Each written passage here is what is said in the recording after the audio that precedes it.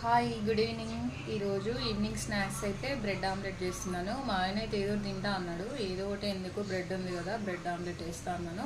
నేనైతే శ్రావణ మాసం కాబట్టి నేను ఫాస్టింగ్, సో నాన్ వెజ్ తిన్నాను. ఇంకా వాళ్ళకైతే బ్రెడ్తో ఆమ్లెట్ వేద్దామని చెప్పేసి బ్రెడ్ ఎగ్ ఇంకా 3 ఎగ్స్ అయితే తీసుకున్నాను. తీసుకొని ఇందులో జీలకర్ర, అల్లం వెల్లిగడ్డ పేస్ట్, కొంచెం కొత్తిమీర, కరివేపాకు, 3 ఎగ్గులు తీసుకొని ఇలా బీట్ చేసి పెట్టాను. పసుపు, కారం, ఉప్పు అన్నేసి. సో ఇప్పుడు మనమైతే స్టవ్ వెలిగించి పాన్ పెట్టుకుందాం.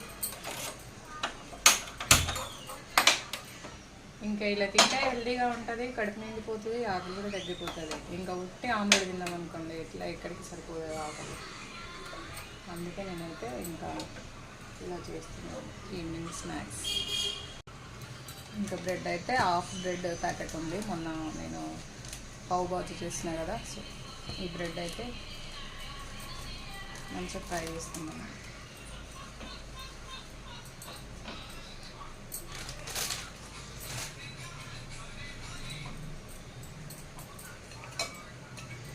కొంచెం రోస్ట్ చేసుకుంటే పచ్చి వాసన పోతుంది. మనం ఎగ్ బాయిల్ చేసుకుంటూ ఎగ్ ఆమ్లెట్ వేసేటప్పుడు ఇంకా మంచి రోస్ట్ అయి పడుతుంది కాబట్టి తినేటప్పుడు నీసు వాసన రాకుండా ఉంటుంది. బ్రెడ్ అయితే ఇలా బ్రౌన్ అయిపోయింది చూసిలా. కొంచెం రోస్ట్ అయితే పచ్చివాసన మంచి టేస్టీ ఉంటుంది. ఇప్పుడు మనం ఎగ్ ఆమ్లెట్ వేసుకున్నాం. దీనిపైన కొంచెం ఆయిల్ వేసి బ్రెడ్ సైజులో వేసుకుంటే మళ్ళీ రెండింటి మధ్యలో పెట్టేసి ఇది ఒక 4-5 పీసులకు వస్తుంది.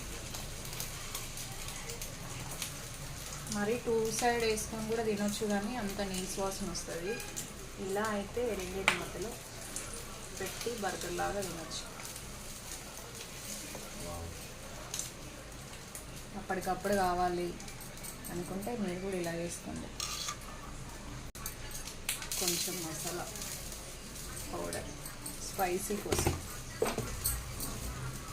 అయితే మనం తీసుకుందాము.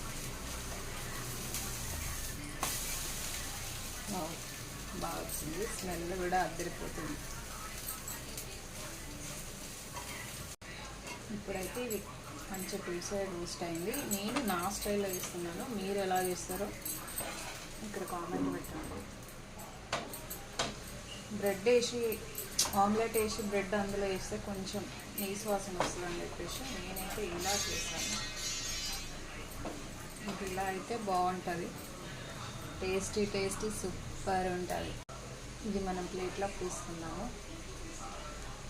సో బ్రెడ్ ఆమ్లెట్ అయితే సింపుల్గా హెల్దీ ఫుడ్ రెడీ అయిపోయింది. ఇదైతే నేను టేస్ట్ చేయను, మా ఆయనకి ఇస్తాను.